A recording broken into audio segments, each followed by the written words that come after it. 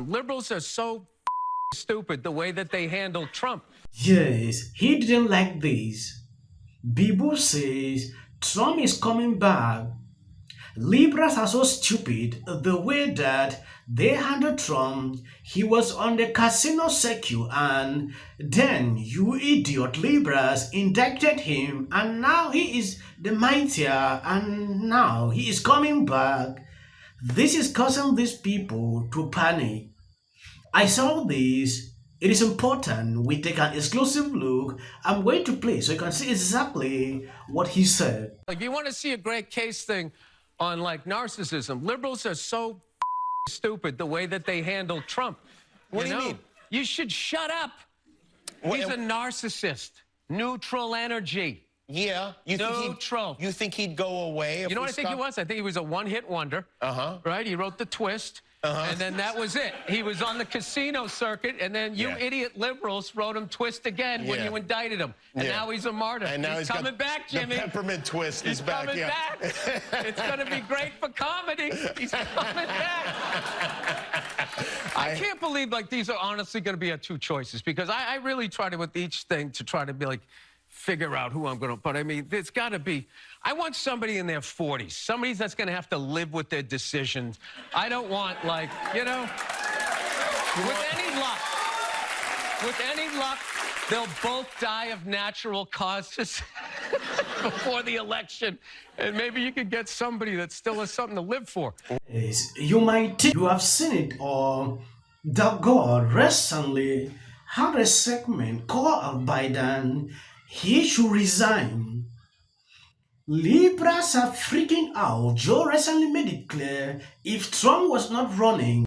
But now, since Trump is there, Joe is not resigning. And Liberals don't see it funny. Take a look at this. So Donald Trump is currently running on a platform of dictatorship, and the only man standing in his way is President Joe Biden. Seen here looking at his own approval ratings.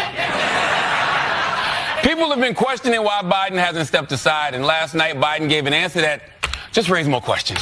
Now to President Biden's candid new remark on why he's running for re-election. During a closed-door fundraiser Tuesday, Biden told supporters, quote, "If Trump wasn't running, I'm not sure I'd be running, but we cannot let him win." And just a short time ago, John, he renewed his claims that he's going to beat Trump. Oh, my God. This is Biden's ego talking, okay? If you think there are other people who can beat him, step aside, all right? I know you think you've got this in the bag. This clearly tells you the minds they have toward Biden. They don't like Joe to run again, but he is forcing it, saying he wants to beat Trump again.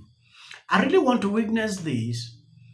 Unless maybe they use a different method that he can beat Trump before I can be convinced. At this level, I don't see it. When you look at their polls, it clearly tells you who the winner is. During this debate, I saw something. There's a video where they asked these people that actually observed what was going on, who did they think was the winner? You'll be shocked. I understand a lot of people are thinking it might be. Take a look at this. NBC News 2024 campaign embed Nnamdi Egwanwu is with Republican voters at a watch party in Atlanta, Georgia. Nnamdi, it's so good to see you. You do fantastic work, and I know you've been there with the voters in Georgia. What are they telling you? What did they think of tonight's debate? Well, Kristen, getting reaction from voters here in Atlanta was quite easy. They actually organized a straw poll on their own during the debate and were keeping track of their opinions. And by the end of the night, you had Vivek Ramaswamy out of this watch party of about 30 people getting 5 votes. You had Ron DeSantis getting 2, both Nikki Haley and Chris Christie having a sole 1 vote. And get this, former President Donald Trump, despite not being on the stage, got 18. So that's really reflective of the vibe of the night here in Atlanta. But you don't have to take my word for it. A couple attendees agreed to stay after and give us their opinions. And Will, I want to start with you. There was a moment tonight that got a lot of people riled up. What was the moment that caught your eye, that left a mark on you?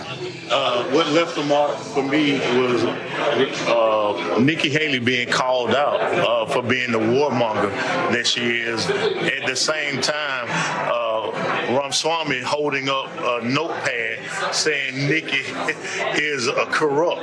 And that's going to be something that stands out really strongly in my mind and in the voters' mind.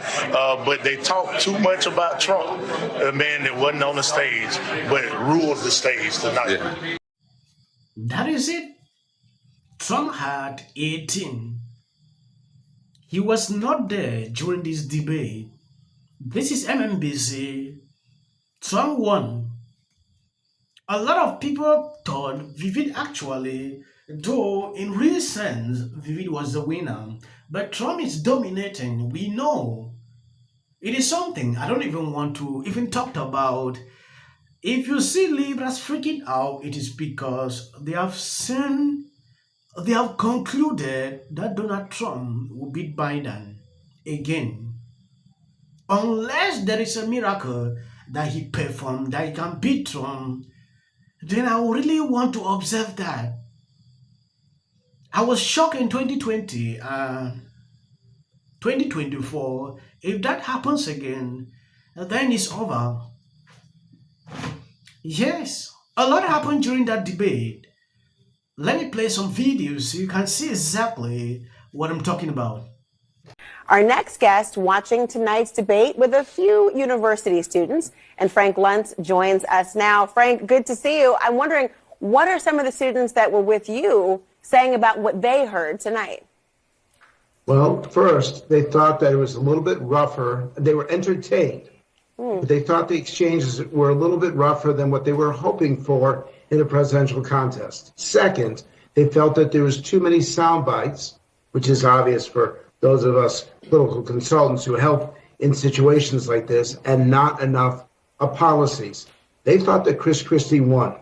And the reason why is that they felt that he was the most direct. They answered the questions honestly and candidly, and that he held other candidates' feet to the fire. We've been waiting for this performance for some time. Chris Christie proved that he is not just a brilliant debater, but he knows how to hold the other candidates accountable. That is a perfect segue for what I was just about to ask you about. I want to play actually one of those examples of, it's actually an example of two things. One, Christie answering a direct question, but also calling out his opponents for not answering the question. Listen. So would you send American troops in to rescue those hostages?